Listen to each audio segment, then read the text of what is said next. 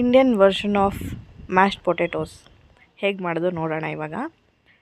ಇಲ್ಲಿ ನಾನು 1 ಸ್ಪೂನ್ ಬೆಣ್ಣೆ ತೊಗೊಂಡಿದ್ದೀನಿ, 1 ಹಸಿಮೆಣಸಿನ್ಕಾಯಿ, 4 ಎಸಳು ಬೆಳ್ಳುಳ್ಳಿ ಸಣ್ಣದಾಗಿ ಹೆಚ್ಕೊಂಡು ಆ್ಯಡ್ ಮಾಡ್ಕೊಂಡಿದ್ದೀನಿ. ಇದು ಒಂದು 30 ಸೆಕೆಂಡ್ಸ್ ಫ್ರೈ ಮಾಡಿದ್ರೆ ಸಾಕು.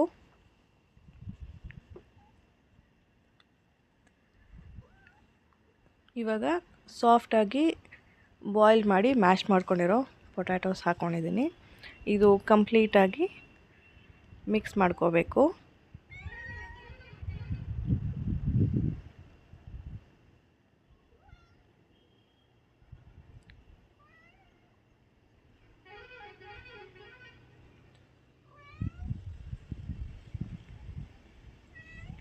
ಇದು ಮಿಕ್ಸ್ ಆಗಿದೆ. ಇವಾಗ ಇದಕ್ಕೊಂದು ಚೂರು ಹಾಲು ಹಾಕ್ಕೊಂಡಿದ್ದೀನಿ. ಇದು ಟೇಸ್ಟ್ಗೆ, ಇದು ಬೇಕಾದಷ್ಟು ಹಾಕ್ಕೋಬೋದು. ಲಾಸ್ಟಲ್ಲಿ ಸ್ವಲ್ಪ ಚೀಸ್ ಹಾಕ್ಕೊಂಡಿದ್ದೀನಿ, ಜಾಸ್ತಿ ಹಾಕಿದ್ರೂ ಚೆನ್ನಾಗಿರುತ್ತೆ.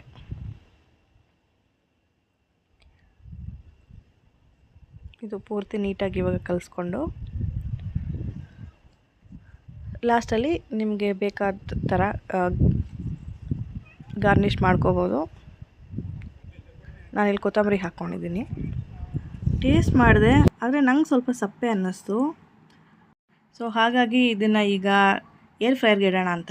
ಸೊ ಒಂದು 20 ಮಿನಿಟ್ಸ್ಗೆ ಏರ್ ಫ್ರೈ ಮಾಡ್ಕೊಳ್ಳೋಣ ಅಂತ ಅಂದ್ಕೊತಾ ಇದ್ದೀನಿ. 20 ಮಿನಿಟ್ಸ್ ಆದಮೇಲೆ ಡಿಶ್ ಈ ಥರ ಇದೆ. ಇದು ಆ್ಯಕ್ಚುಲಿ ತುಂಬ ಟೇಸ್ಟಿಯಾಗಿದೆ.